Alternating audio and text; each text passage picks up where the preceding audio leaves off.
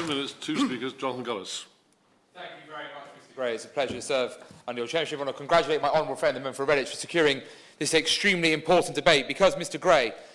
it is an absolute abomination that we see tens of thousands of illegal migrants choosing to come from safe mainland France, arrive on our shores in this country undocumented, predominantly over 70% young men who therefore, in some cases, not all, but in some cases, will go on to commit heinous crimes or be using its routes on behalf of gangs or even terrorist organisations, as has been reported by our security services, potentially undermining our nation's very security, something that the people of Stoke-on-Trent, North, Kidsgrove and Tork simply will not stand for. And when, Mr. Gray,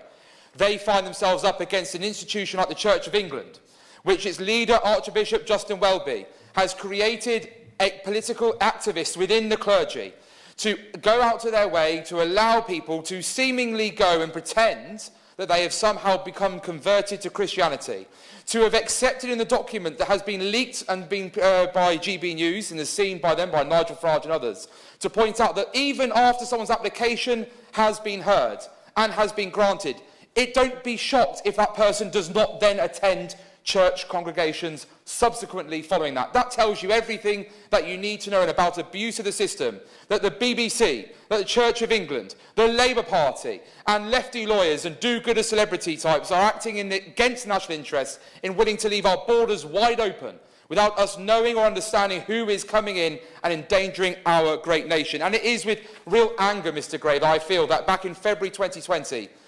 His Majesty's opposition, the Labour Party, went out of their way, in over 150 Labour peers and members of Parliament, to sign a letter to stop the deportation of serious offenders, all because they wanted some cheap likes on social media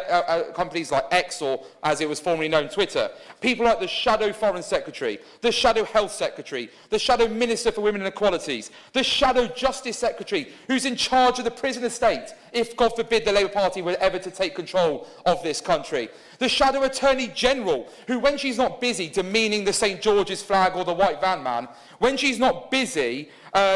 supporting the debanking of political opponents, but when she's not busy as well, but enabling murderers and rapists to stay in our country and to terrorise our streets by going out of her way, along with the Shadow Solicitor General, who's with his busy tin hat, deep fake news images that he's busy spreading on social media accounts, signing letters to endanger the very people that walk on our streets, endanger the communities of places like Stoke-on-Trent North, Kidsgrove and Tork, where we have seen radicalisation sadly take place and has led to a dreadful terrorist attack from someone in the town of Tunstall who went and committed that heinous crime on the London Bridge. And therefore it is absolutely outright of the utmost importance. And when the leader of His Majesty's opposition, the Right Honourable Member for St Holborn and Pancras, the leader of the Labour Party, signed that letter,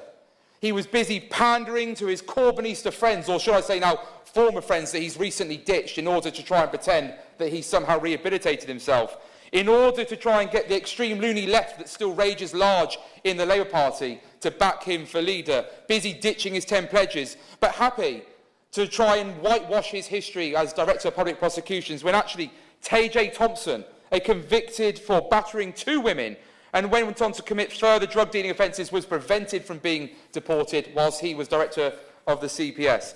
Fabian Henry as well opposed Sir Keir Starmer, the member for St Holborn and Pancras, the deportation of a foreign rapist who attacked a girl of 17 and then abducted and sexually abused that 15-year-old as well. That is his record when it came to putting people allegedly behind bars. He was busy working in the interests of those who are very much undermining the safety of the young women and children of our country, and therefore I will not have the Labour Party virtue signaling. So I hope the Shadow Immigration Minister uses today to apologise on behalf of the Labour Party for those who signed that letter and to say that they will never do such a thing again.